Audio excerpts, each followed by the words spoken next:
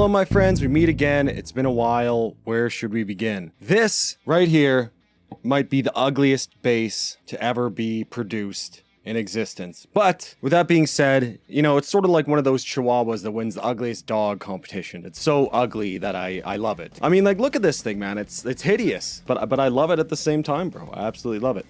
So this right here is called a Hondo H-895 bass, otherwise known as the Sting. Now, Hondo at that time was like an American guitar equivalent to sort of like Ibanez, where they would produce sort of replicas of, you know, Les Pauls and Strats in the 70s. And like as time went forward, they started producing their own designs. Now, this was part of the Artist and Designer series of guitars, which featured a whole bunch of other shapes, including the Death Dagger, famous Death Dagger, and a whole host of other shapes.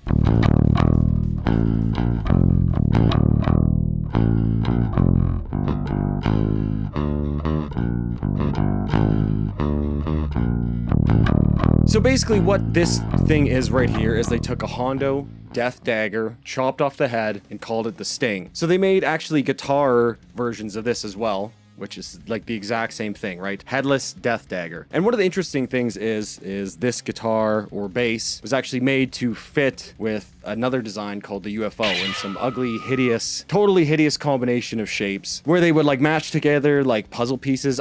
You know, I don't know what they were thinking. It was the mid 80s, right? There's a lot of, you know, we won't go there, right? We won't go there. So this thing was probably made maybe 1984, 85, 83, like I have no idea. And in all fairness to Hondo, I actually quite like the Death Dagger shape, right? With the headstock, you know, sort of like a BC Rich, like Iron Bird, kind of like elongated Explorer type guitar. But when they chopped the head off it, it really just became, I don't know, just something completely unique and completely just different. Now, I was lucky enough to get this guitar used. It was sold by a guy whose brother owned it, and his brother had moved overseas like 10 years ago, and his brother was just like, yeah, just sell all my stuff, I'm not coming back, basically was what I was told. So one of the interesting things is, you know, over the time that this guy owned it, I don't know how many years he was actually playing with it, he replaced the humbucking original pickup with looks to be like a single coil, like jazz bass pickup. Very interesting. We've got two knobs, right? Volume and a tone. And so what would possess somebody to replace a humbucker in this guitar with like a jazz bass single coil pickup? Like what was going through his mind here? I still have the original humbucker pickup as well. Nice enough to be included in the deal, which is very nice of him. But yeah, like, why would you do this? Like what type of music were you playing that you wanted the single coil? You know what I mean? Like that's like my one complaint with this bass is that the sound is sort of weak because of this, right? I'm sure with the humbucker it would have sounded much cooler, but I don't know, I just sort of left it the way it was when I got it. I didn't want to change too much of it because it's just so cool, like such a cool little relic of the past here.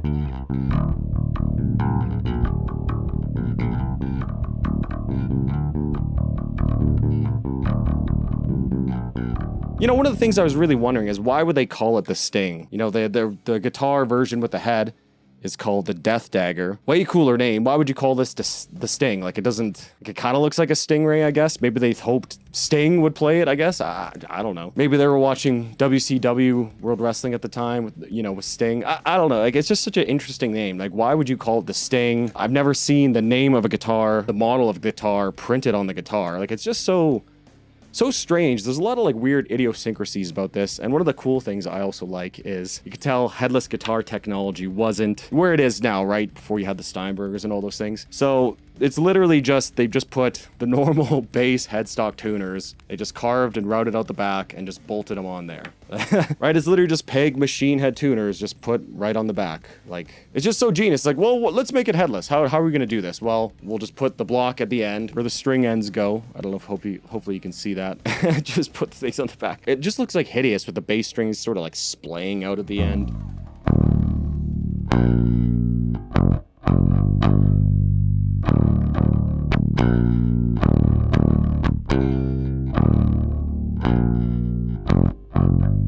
This is my only headless guitar as well, and it's a bass, and I will say it's a little bit, you know, I've played like Strandbergs in stores and stuff, and the nut up here, the bridge, is definitely, like, that's sharp, man. Like, you know, I'm used to sort of like your hand sort of running into the headstock a little bit, especially when you're sliding up on a bass, you know, right? You kind of run into it a little bit, or at least I do. But this one, you can't do that, right?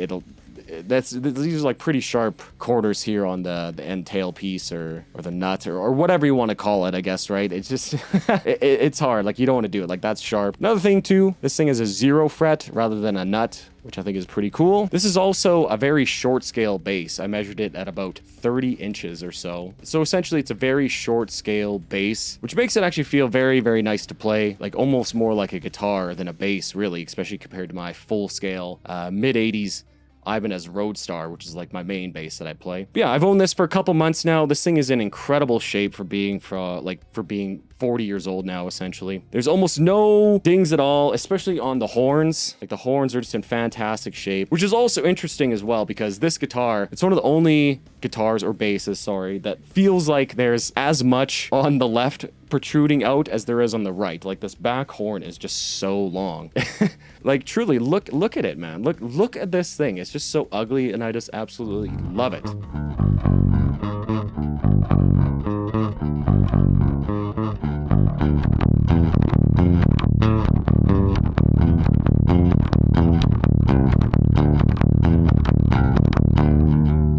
Like, super rare guitar brand too. I love that this, like, the shapes and the bevels and the carves, like, it's just really, really nice to play, actually. It's super balanced. I'll show you a picture of me standing up. No neck dive at all, probably because of the no headstock, right? And this huge horn weighing it down in the back. It's super comfortable to play. I really love the short scaleness of the bass. You know, it makes playing the bass a lot easier for someone who, like me, is like a guitar player turned bassist, right? So yeah, I don't know, man. I just kind of love this guitar. I love this bass, and I just want to showcase it to you. I played it for about a few months now at band practices and stuff. Luckily, I haven't smashed the back horn into anything, so it's still in nice shape. And yeah, it's just one of these, like, extremely quirky instruments. I just love how it's called the Sting with the name on it. Yeah, I don't know. What do you guys think I should do with this thing? I probably will keep it. If you want to put that offer on me, I am willing to sell it. Just email me. You can find that on my channel. I could barely find any information on this as well. There's like one page on the guitar wiki about it, and it's mostly about the guitars. There's even like none for sale on Reverb. I can't even find any guitars for sale, the same kind. Even like Death Daggers are super rare. And I bet this is like even rarer than the Death Dagger. Like, you know, who was buying this brand new in the 80s? You know what I mean? Like, who was the Giga Chad who went and said, yes, this is mine. Like, this is sick. These came in a couple colors. I think they came in red,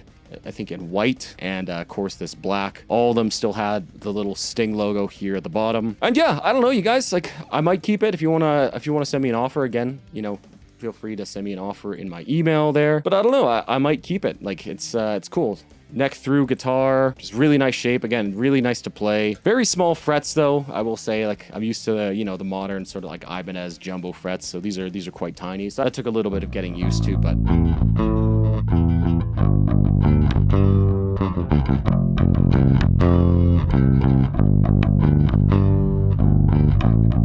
again, it's just so ugly and it's so quirky and cool that I just love it. I kind of want to keep it, put all the hardware black, and I don't know, maybe vinyl wrap it pink. Like, that'd be cool, just to really make it so like ostentatious and garish, right? You know, the pink, and then I can keep the original paint job a little bit protected. But yeah, I don't know. What do you guys think? What should I do with this? What should I do with this thing? I've had it for a while now, played it a lot. I just wanted to sort of show it off as one of these really sort of ugly time relics of the past, right? It came with a beautiful case as well. Yeah, I don't know. It just, you know, it sort of just makes you think, like, what is the history of this instrument? Like, what did the original owner buy it, think he was going to play? Was he playing in like a hair metal band or something like that? And, you know, really wanted a cool bass to stand out. And then maybe as like you got into the 90s and 2000s, maybe he moved on and was playing, I don't know, jazz or something like that. Threw in the jazz bass pickup. I don't know, man. I just think it's just so incredibly just cool and quirky. I sort of just love these type of guitars, right? And yeah, this is the Hondo Sting. I just figured I'd make a video about it. There's hardly any information about this online, so if you know anything more about this, please let me know down in the comments. But yeah,